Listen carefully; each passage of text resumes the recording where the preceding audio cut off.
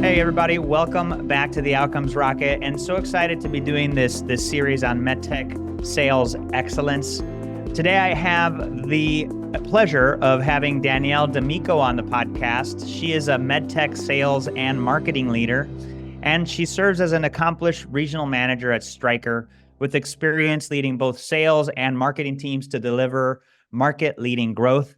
She's known for her intense focus on finding and developing talent, as well as challenging her high-performing teams to take roads less traveled. She is an incredible leader in this space, and I'm excited to have her here. Danielle, welcome to the podcast.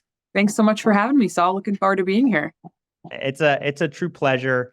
And look, today we're going to be focused on how to avoid the blame game between medtech sales and marketing. We know there's oftentimes a lot of friction between the two. You have an interesting perspective, first starting out in marketing, then moving into sales. Tell me about that.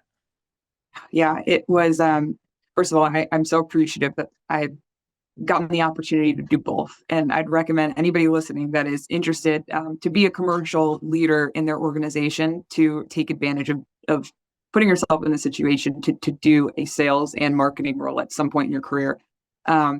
Marketing, if I could be really short and sweet about it, marketing gave me the breadth, and I think sales provides the depth. And what I mean by that, Saul, and I'm curious because I know you've been in both as well, if you agree, but marketing, I think it really facilitates a global perspective of the industry, the who, the what, the where, the how, and as well as obviously, understanding everything and everyone that goes into bringing a product to market, which, gosh, there is a lot that goes into it.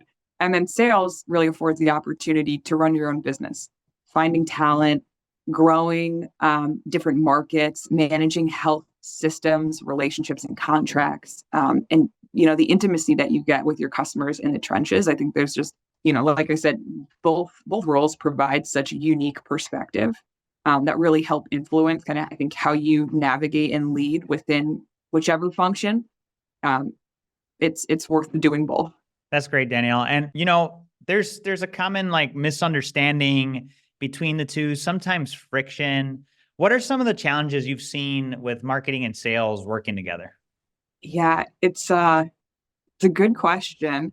First of all, one can't be successful without the other one, right? So the goal, like with any relationship, both personally and professionally, to me, is communication and trust. It really comes down to those things. I think anybody that has, been in marketing long enough has the example or experience of sitting down with sales leaders, so excited to, add value to a business review or present, targets for a new product, and they throw off the data. And the first thing we do as sales leaders is say, well, that's wrong, and here's why, right? Very, very critical of data. And, that in that point in the relationship, it can either really, build trust and credibility or take steps backwards. So it's absolutely critical, in the process of building trust and communication to kind of be founded on strong data. Totally. Yeah, for sure. And so, this relationship between the two functions is really key.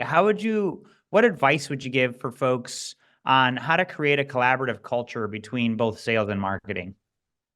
Yeah, I hate to be repetitive with the trust and communication, but it really goes back to that, doesn't it? I mean, It does. One, it's important to recognize that we're working towards the same goals, right? You mentioned the friction that can happen with the groups. We're all doing it, really trying to achieve the same goal, and we're also here to provide resources to help each other be successful. So, when I think about marketing, what is that? It's communicating market movement reporting, targeting, lead generation, helping us continue to gain perspective nationally and globally because you are so hyper-focused in a sales role. And then for sales, that's communicating, growth strategies back into the organization for your markets to help inform things like demand planning, gain faster ROIs on new product launches. And ultimately, I know at my company, we do a big part in helping identify portfolio gaps from the field. So there's a lot of resources that both organizations can help bring each other that will continue to build that trust and communication themes we've talked about here. So I think if people focus on that, it's a really great kind of starting spot. Yeah, no, I love that. And there's different functions, and I got to tell you, I've been, in sales my entire career, marketing, probably the last 7 years. And I, at one point, kind of made the realization that I honestly think both of them are really important, but I'd say marketing is more important. Ooh, nice. Controversial. What would you say? Marketing or sales? Which one's more important? I could argue both, I'll be honest. And I know that's a cop out, but I could totally argue both.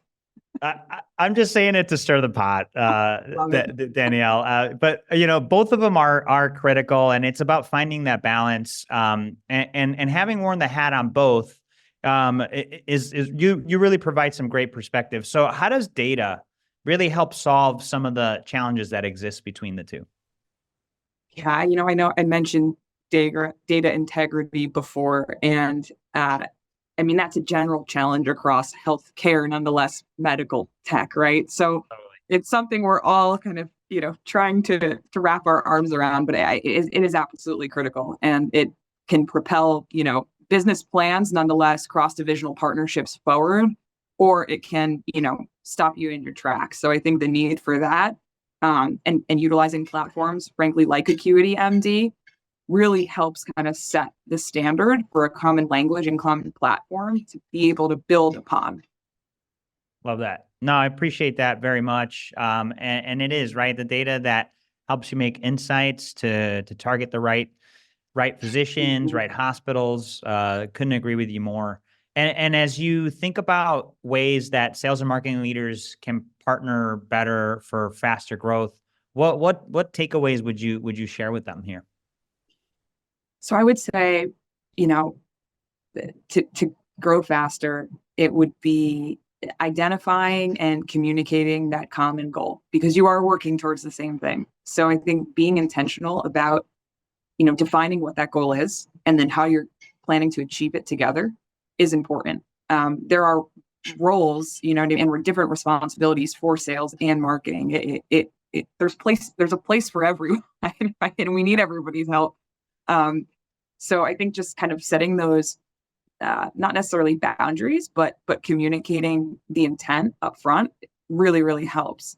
And then from there, it's building a common language. And to me, we've talked a little bit about data here today. To me, it's leveraging data really from a common platform that you can both parties can bless and appreciate, and then move forward. So it's not, the data war of, well, I got this from this source and you got this from this, and the numbers are off, or the whatever, right?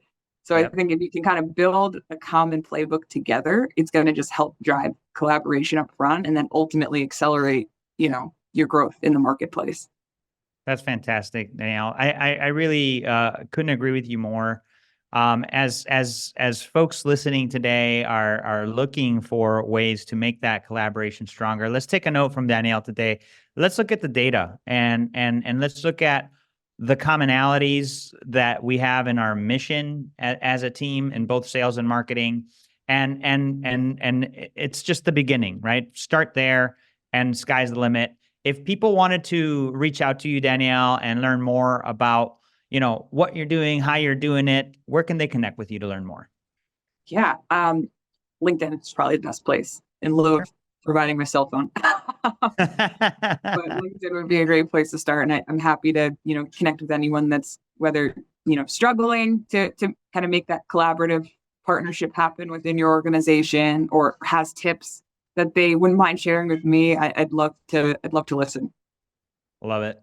Well, folks, we will leave Danielle's LinkedIn information in the show notes, as well as the highlights of our conversation today. Danielle, really appreciate you jumping on the podcast with us. So grateful you made the time. Yeah, thanks so much for having me.